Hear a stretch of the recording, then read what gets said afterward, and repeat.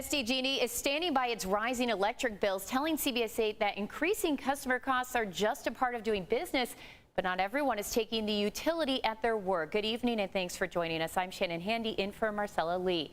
In tonight's amped up coverage, CBS 8's Steve Price talks to a local lawmaker who wants to take a closer look at SDG&E's books.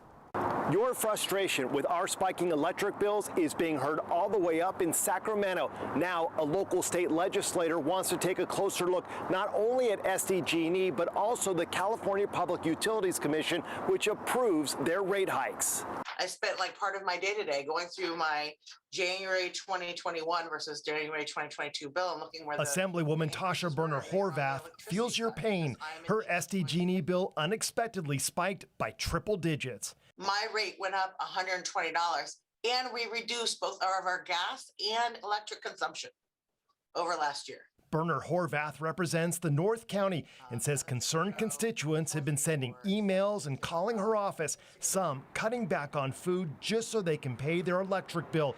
And she fears things are about to go from bad to worse. We're experiencing just these price increases now in winter, but think about it in summer when people, in order to prevent like heat stroke and all these things, have to turn on their air conditioning, and they're going to be making life and death decisions. And that's just not where, I don't think that's where SDG&E wants us to be. That's clearly not where I want my constituents to be. It's not where I want to be. Like so many SDG&E customers, Boerner Horvath has a lot of questions. And as luck would have it, in Sacramento, she is on the Joint Legislative Audit Committee.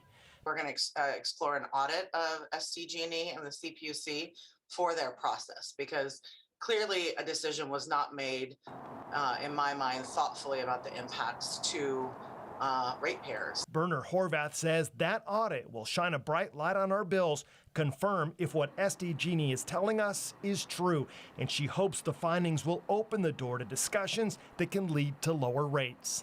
I did marketing and communications for 15 years. This is like a PR disaster. So I'm really hoping that we can all sit down at the table and figure out what we do to make energy affordable and, sustainable energy affordable. Her office has agreed to keep us updated on the audit process, and we'll pass that information on to you.